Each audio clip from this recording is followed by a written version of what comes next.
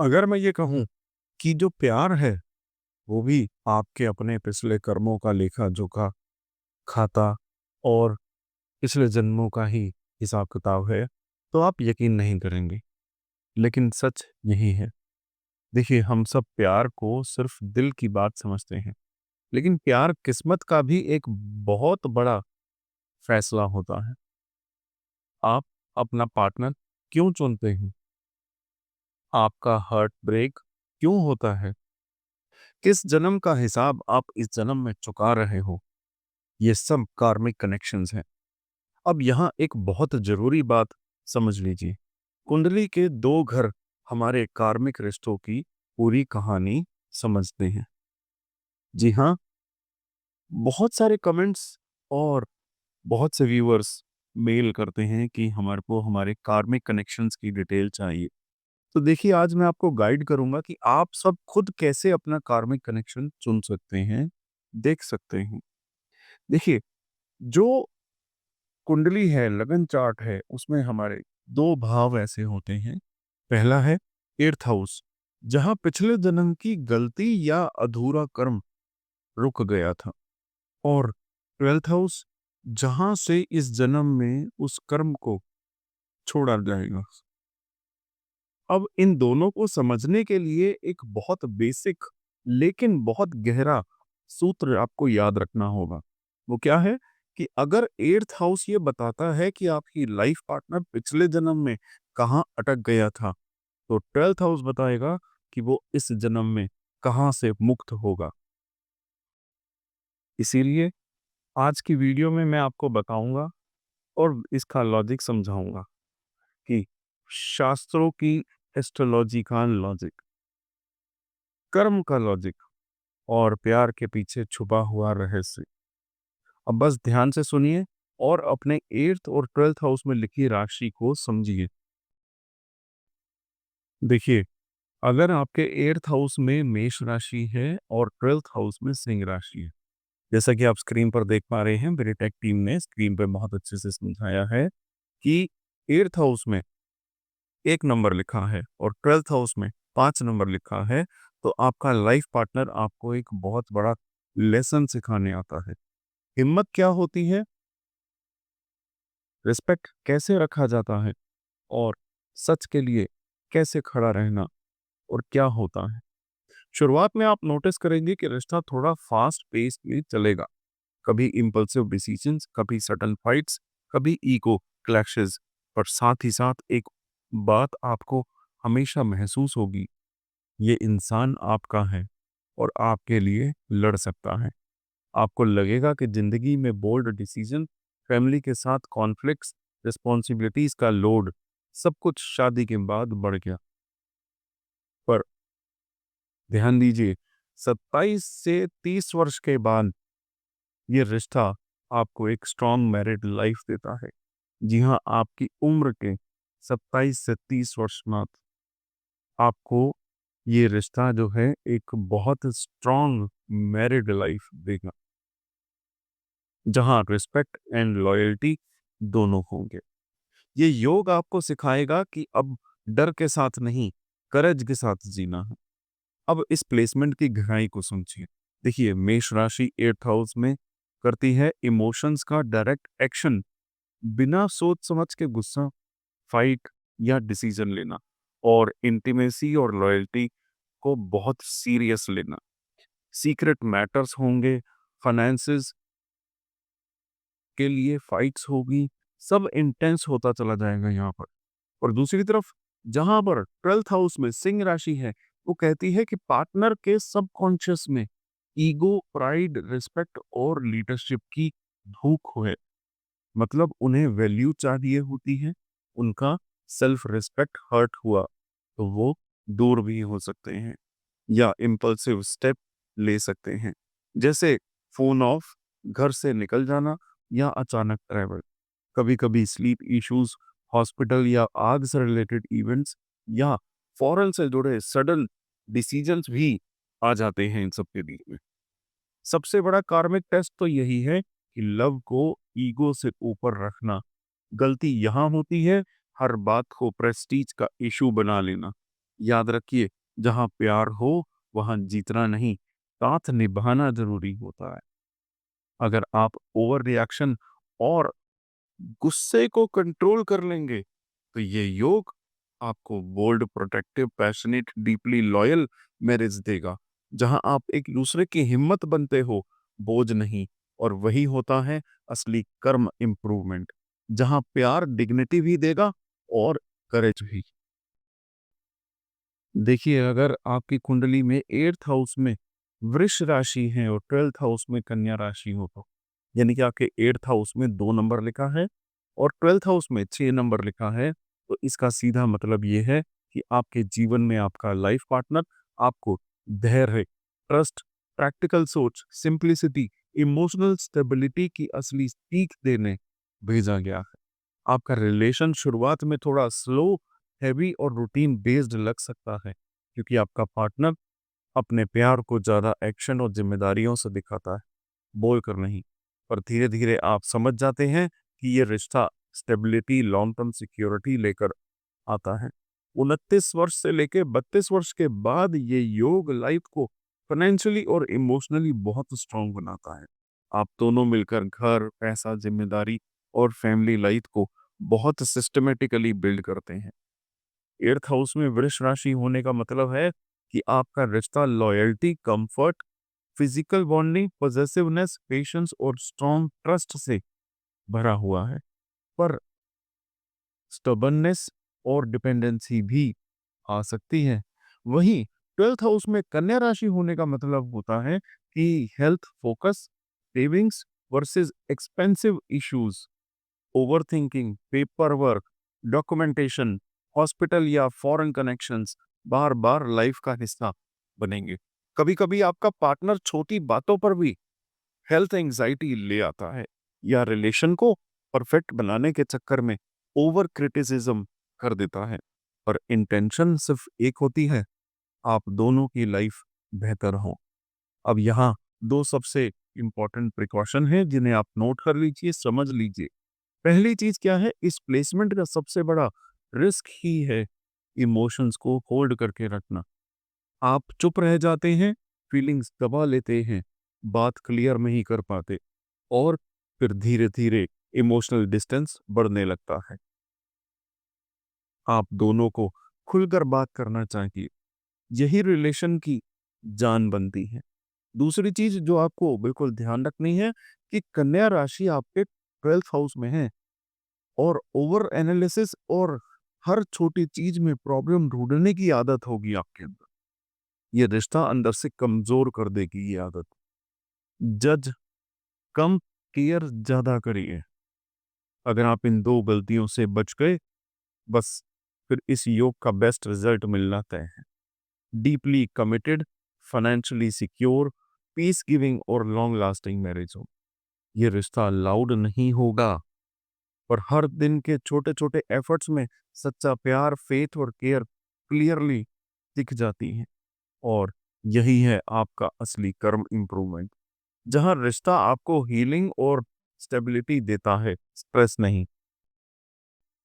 अगर आपकी कुंडली में 8th हाउस में 3 नंबर और 12th हाउस में 7 नंबर लिखा है, तो मिथुन राशि हुई 8th हाउस में, तुला राशि हुई 12th हाउस में। तो इसका मतलब है आपका जो लाइफ पार्टनर है, आपको बातचीत की सच्चाई, इमोशनल क्लैरिटी, बैलेंस और रिलेशनशिप की मैच्योरिटी घर बैठे सिखाने के लिए आपके जीवन में आता है। आपका रिश्ता शुरुआत में कभी कंफ्यूजिंग, कभी सुपर एक्सप्रेसिव और कभी सडनली डिस्टेंट लग सकता है। क्यों है ऐसा? क्योंकि आपका पार्टनर कभी बहुत पास, तो कभी खुद के थॉट्स में खो जाने से वाला होता है। पर धीरे-धीरे आपको समझ आ जाता है कि ये रिलेशन आपके अंदर वाली मिसअंडरस्टैंडिंग्स को ठीक करने, इमोशंस को एक्सप्रेस करने और रिश्तों में रियल कम्युनिकेशन लाने के लिए बना है। जब आपकी उम्र 27 से 30 वर्ष के बाद आपकी उम्र के ये योग आपको एक मेंटली डीप और इमोशनली बैलेंस्ड मैरिज देगा, जहां आप दोनों एक दूसरे के लिए क्लैरिटी और पीस का सपोर्ट बन जाते हैं। देखिए, 8th हाउस में मिथुन राशि का होने से आप overthinking, duality, subtle conversations, secret का रिवील होना और इमोशनल क्राइसिस से लर्निंग और डायरेक्ट टॉक से इंटीमेसी ग्रो होती है। यानी आप दोनों की बॉन्डिंग कम्युनिकेशन के थ्रू स्ट्रांग होती रहती है। और जब 12th हाउस में तुला राशि होगी तो love, fairness, harmony, diplomacy, foreign plans, sleep issues, imaginations, expenses और इमोशनल डिप्लोमेसी सबकॉन्शियस में एक्टिवेट होती है। यानी दिल में प्यार भी होता है और उसका एक्सप्रेशन स्टाइलिश भी होता है। अब यहाँ दो जरूरी प्रिकॉशन की बात समझिए, नोट कर लीजिए। सबसे पहली चीज, इस प्लेसमेंट में सबसे बड़ी गलती होती है अवॉइडेंस और हाफ ट्रूथ्स। टॉपिक के बीच में छोड़ देना, इमोशंस को जोक बना देना या क्लैरिटी से बचना, ये मिस्टेक्स रिलेशंस को कंफ्यूज्ड और मिसट्रस्टफुल बना देती है। इसीलिए बात खुलकर करिए, जितनी सिंपल उतनी पावरफुल। दूसरी चीज, तुला राशि 12th हाउस में होने से ओवर कॉम्प्रोमाइज और ओवर बैलेंसिंग की वजह से आप खुद को दबा सकते हैं। हर वक्त दूसरे को खुश करते करते अपनी असली फीलिंग्स सेक्रीफाइस मत कीजिए, वरना रिश्ता आर्टिफिशियल सा लगने लगता है। आपकी कुंडली में 8th हाउस में 4 नंबर लिखा है यानी कि कर्क राशि, और 12th हाउस में वृश्चिक राशि हो यानी कि 8 नंबर हो, तो ये सबसे डीप इमोशनल और ट्रांसफॉर्मेटिव रिलेशनशिप को योगों में से एक माना गया है। आपका लाइफ पार्टनर सिर्फ प्यार नहीं देता, बल्कि आपके अंदर छिपे डर, पुरानी चोट, इनसिक्योरिटीज और सप्रेस्ड इमोशंस को हील करने के मिशन के साथ आता है। शुरुआत में ये रिलेशन बहुत इंटेंस लगेगा आपको, कभी बहुत केयरिंग, कभी बहुत पॉजेसिव, कभी इतना डीप कि आपको खुद समझ नहीं आता कि आप इतना फील कैसे कर रहे हो। हाँ, कभी कभी ये हैवीनेस भी लाता है, पर धीरे धीरे आपको समझ में आएगा कि ये रिश्ता आपको इमोशनल रीबर्थ दे रहा है।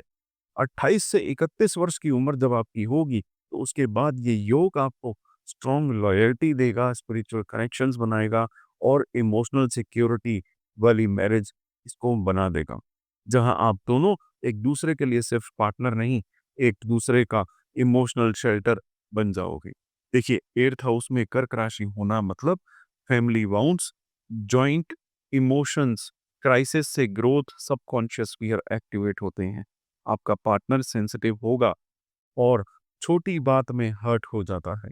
और 12th हाउस में वृश्चिक राशि होने का मतलब है intense passion, secrecy, spiritual awakening, jealousy, guilt, foreign isolation, hospitals या डीप इंट्यूशंस सबकॉन्शियस माइंड में एक्टिवेट होती है।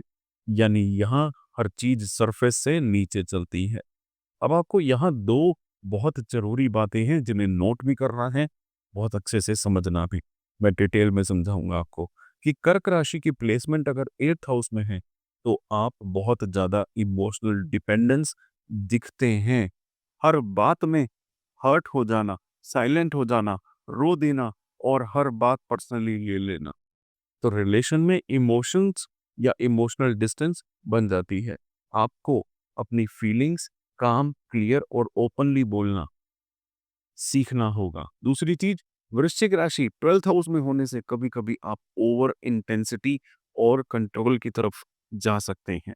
पार्टनर को हर बार या बार बार टेस्ट करना, सस्पिशन रखना, सीक्रेटली चेक करना या हिडन ट्रूथ ढूंढते रहना, ये रिलेशन की हार्मोनी को तोड़ देता है।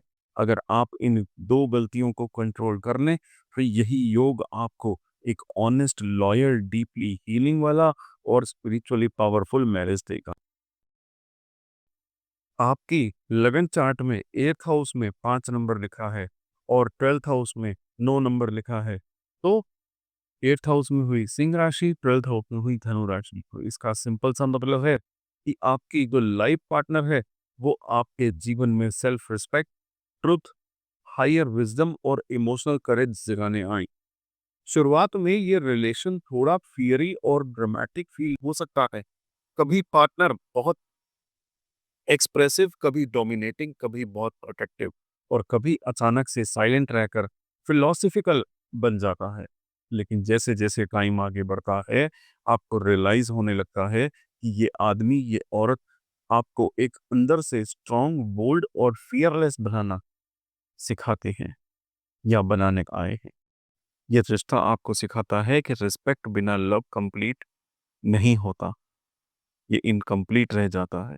और ध्यान रखिए, फ्यूचर खासकर जब आपकी उम्र 28 से 32 वर्ष के बाद, यही मैरिज बहुत डिग्निफाइड होगी, रिस्पेक्टफुल होगी और इमोशनली और स्पिरिचुअली मैच्योर फॉर्म ले लेगी, जहां आप दोनों एक दूसरे के लिए इंस्पिरेशन बन जाते हो, बर्डन नहीं। एट्थ हाउस में सिंह राशि होने का मतलब है कि सूर्य की डिग्निटी और इमोशनल प्राइड रिलेशन में एक्टिवेट होते हैं, जो आपको क्राइसिस में भी हेड हाई रखने सिखाते हैं। और 12th हाउस में धनु राशि होने का मतलब होता है कि आपके सबकॉन्शियस माइंड में faith, foreign connections, truth seeking और स्पिरिचुअल शिफ्ट, सेल्फ डिस्कवरी का स्ट्रॉन्ग इम्पैक्ट आता है। लेकिन आप अब आपको यहाँ सबसे जरूरी चीजें समझनी होंगी। सबसे पहला पॉइंट नोट कर लीजिए, सिंह राशि 8th हाउस में होने पर ईगो हर्ट से रिलेशन का सबसे बड़ा दुश्मन बन जाता है। जब आप छोटी बात को प्रेस्टी इशू बना लेते हैं, तो रिलेशन में अननेसेसरी हीट आ जाती है। आपको सीखना है कि जीतने से ज्यादा जरूरी है समझना। और दूसरा पॉइंट, धनु जब 12th हाउस में होगी और कभी कभी आप इमोशनल एस्केप कर देते हैं, या तो ओवर ऑनेस्ट ब्लंट रिमार्क्स देकर दूर चले जाना, या फिर हर बात में फिलॉसफी डाल देना। इससे पार्टनर हमेशा के लिए इमोशनली डिस्कनेक्ट हो जाता है।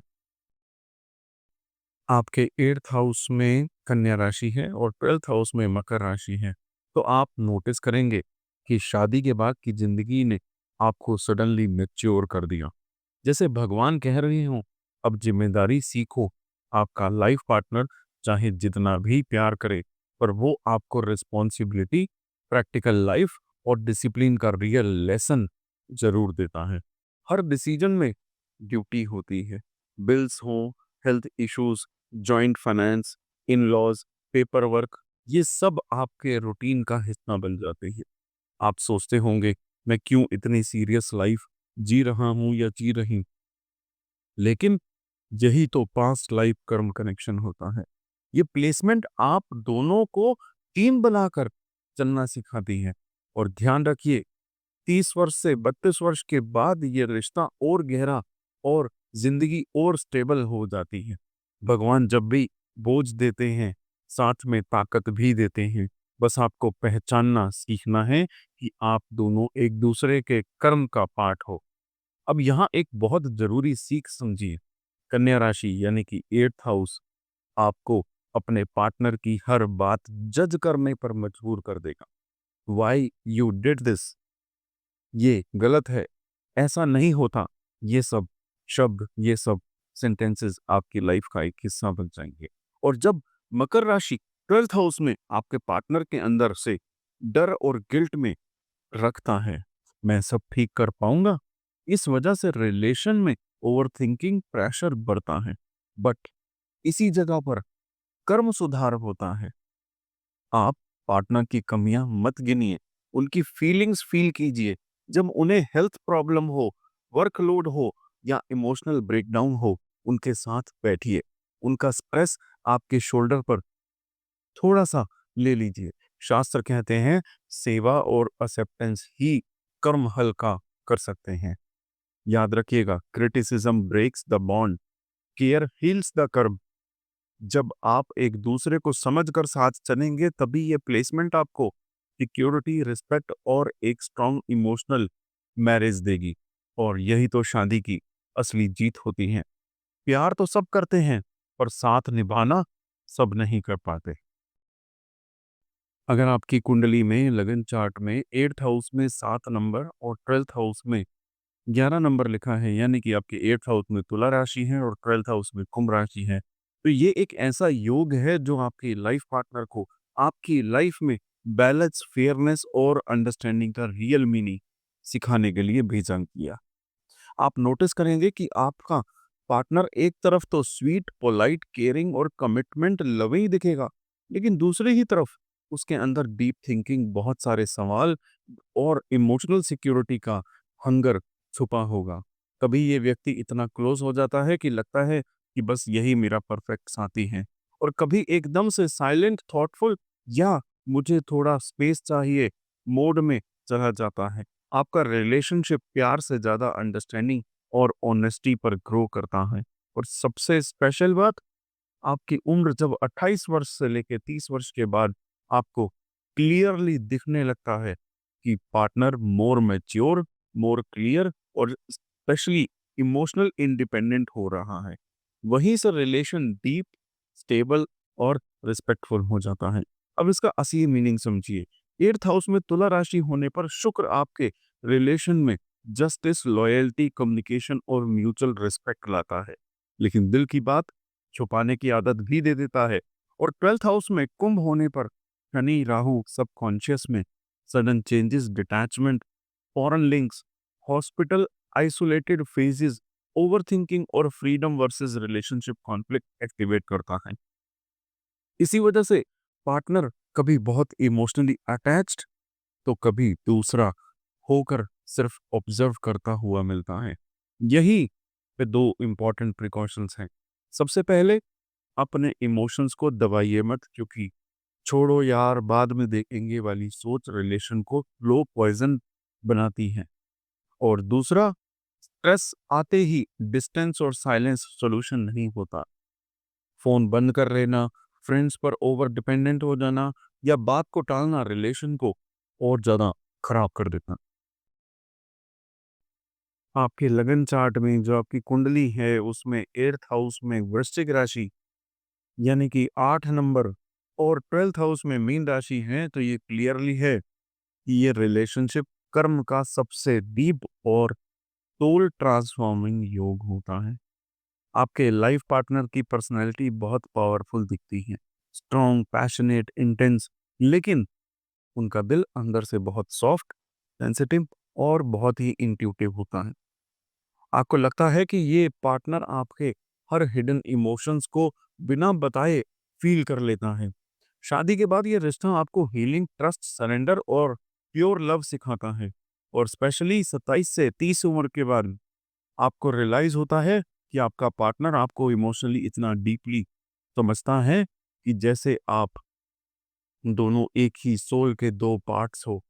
रिलेशन में तूफान भी आएंगे, मिसअंडरस्टैंडिंग्स, इमोशनल ब्रेकडाउन्स, पर हर तूफान के बाद आपकी अटैचमेंट और ज्यादा स्ट्रांग हो जाती है। इस योग में प्यार सिर्फ साथ रहने का नाम नहीं, ये प्यार आत्मा तक पहुंचकर बदलाव लाता है। अब थोड़ी गहराई देखिए इसमें। 8th हाउस में वृश्चिक राशि होने पर Mangal plus Ketu energy secrets, trauma, jealousy, passion, fear of losing control और रीबर्थ जैसे इमोशंस को एक्टिवेट करती हैं।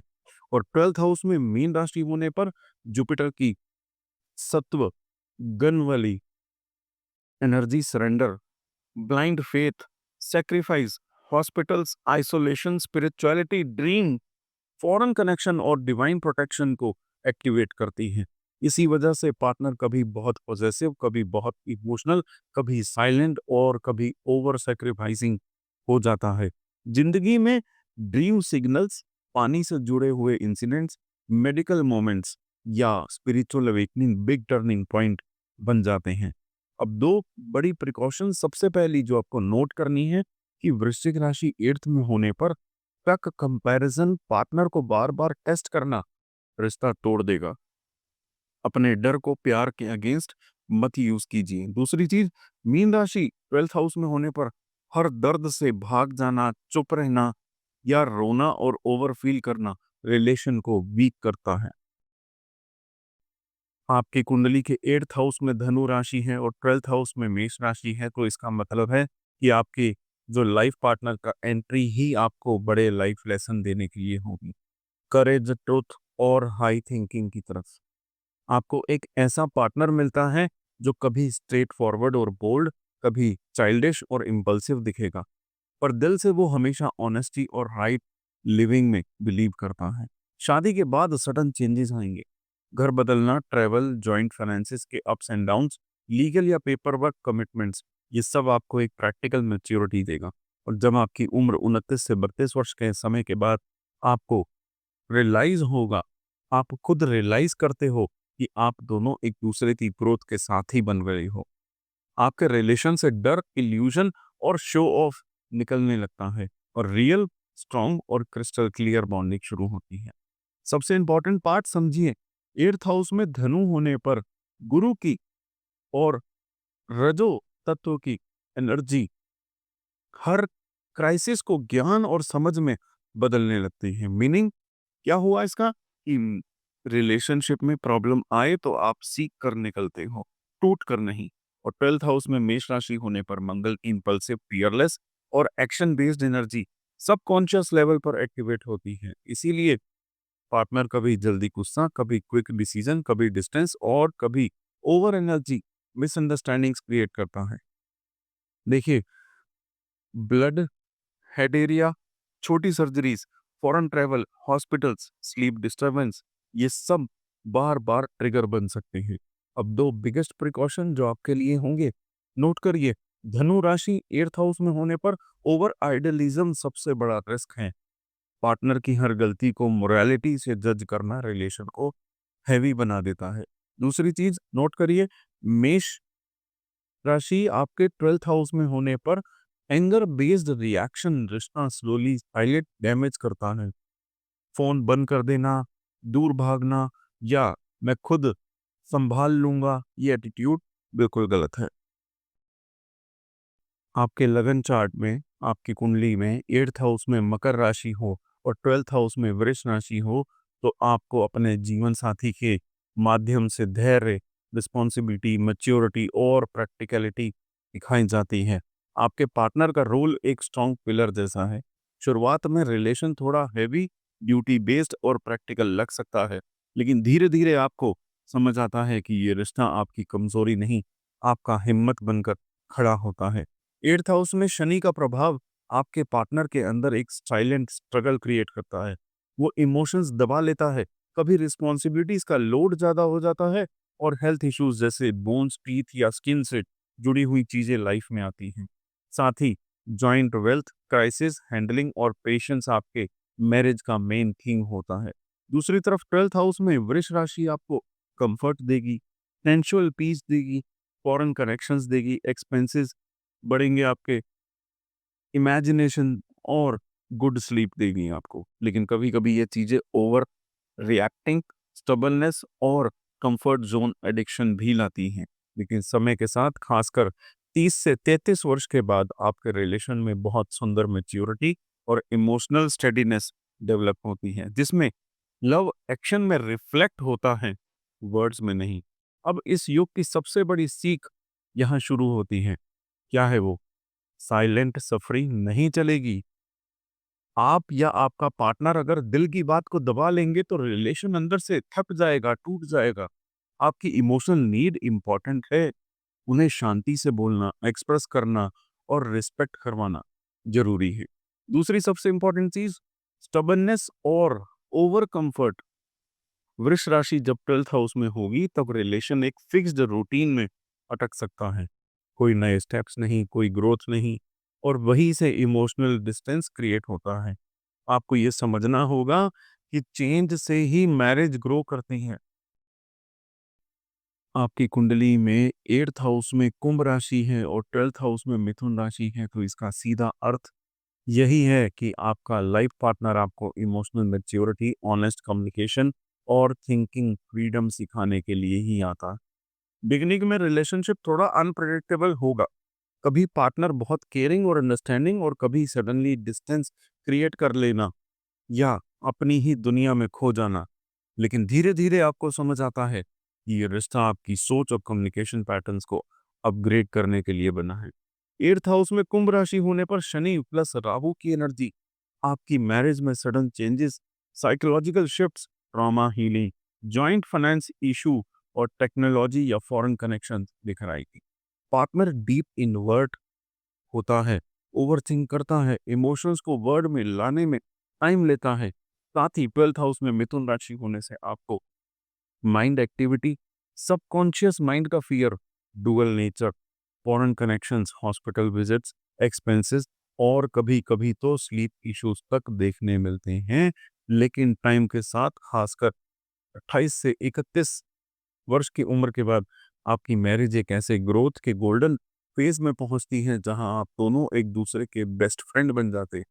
बात को दबाकर नहीं बल्कि क्लियर बोलकर मैच्योरिटी से इशू को रिजॉल्व करना सीख लेते हैं। सबसे जरूरी बात, इस प्लेसमेंट की सबसे बड़ी एनिमी होती है अजम्पशंस। मिथुन प्लस कुंभ दोनों वायु तत्व हैं और वायु कभी अपनी सोच रोकती नहीं। आप या आपका पार्टनर अगर ये इमेजिन करना शुरू करते कि वो क्या सोच रहा है, किस मूड में होगा, क्या एक्सपेक्ट करता है, तो मिसअंडरस्टैंडिंग इंस्टेंट क्रिएट हो जाएगी। गेस नहीं, पूछिए। आपको सोचना नहीं है, पूछना है। दूसरी सबसे बड़ी क्वेश्चन क्या है, सावधानी क्या है, माइंड की ओवर स्पीड। हर बात पर एनालिसिस, हर छोटी गलती को मेमोरी में स्टोर कर लेना, हर सिचुएशन को ओवरथिंक करना, ये सब इमोशनल कनेक्शन को धक्का देते हैं और इस चीज को थका भी देते हैं। आपकी कुंडली में 8th हाउस में मीन राशि और 12th हाउस में कर्क राशि है। इसका मतलब है आपका लाइफ पार्टनर आपके अंदर छुपी हुई इमोशन को हील करने, आपको सिक्योरिटी फील कराने और रिश्तों की असली इमोशनल डेप्थ को दिखाने के लिए ही आया है। आप नोटिस करेंगे कि रिलेशनशिप बहुत सोलफुल होगा, कभी बहुत डीप लव, कभी सॉफ्ट केयर, कभी इंटेंस अटैचमेंट और कभी कभी सेंसिटिव रिएक्शन भी। रिलेशनशिप की शुरुआत में ये तब आपको हैवी और डिमांडिंग लग सकता है क्योंकि आपका पार्टनर केयर, ट्रस्ट और इमोशनल बॉन्डिंग को बहुत सीरियसली लेता है। बट 27 से 30 वर्ष के बाद आपको क्लियरली फील होगा कि पार्टनर आपका स्ट्रॉन्ग इमोशनल एंकर बन चुका है, जहां फॉरगिवनेस, अंडरस्टैंडिंग, डीप केयर और एक दूसरे की फीलिंग्स फील करने की नेचुरल कैपेसिटी दोनों एक दूसरे के और करीब लाती है। देखिए, मीन राशि तो 8th हाउस में होना गुरु की intuitive plus spiritual healing energy होती है। इससे आपका पार्टनर कभी-कभी अपने ही इमोशन से ओवरवेल्म्ड हो जाता है। 12th हाउस में कर्क राशि होने का मतलब है कि चंद्रमा की emotional waves, dreams, mood, subconscious fear और घर परिवार से जुड़ी एनर्जी लेकर आती है। आपके रिलेशन में वाटर एलिमेंट की डेप्थ होती है जो ड्रॉन भी कर सकती है और हील भी। अब ध्यान से समझिए, इस प्लेसमेंट की सबसे बड़ी प्रॉब्लम होती है इमोशनल एस्केप। मतलब जब दुख हो, हर्ट हो या मिसअंडरस्टैंडिंग हो, चुप हो जाना, डिस्टेंस क्रिएट कर लेना, ये गायब हो जाना, ऐसे रिएक्ट करने से रिश्ता अंदर से स्लो पॉइजन की तरह टूटने लगता है। इसीलिए बात बोलिए अपनी, चाहे सिंपल वर्ड्स में ही सही। दूसरी सबसे जरूरी प्रिकॉशन क्या है कि ओवर सेंसिटिविटी, ओवर अटैचमेंट, छोटी सी बात को दिल पर ले लेना, हर चीज को पर्सनली एज्यूम कर लेना या पार्टनर पर एक्सेसिव इमोशनल डिपेंडेंस रिलेशन को हैवी बना देता है। कभी कभी पानी, ट्रैवल, घर, फैमिली या अपनी मदर से जुड़े इमोशनल इंसिडेंट्स आपकी लाइफ में सडन इम्पैक्ट क्रिएट करते हैं, जिससे आप दोनों को फिर से पेशेंस, काम, कम्युनिकेशन की जरूरत पड़ती है।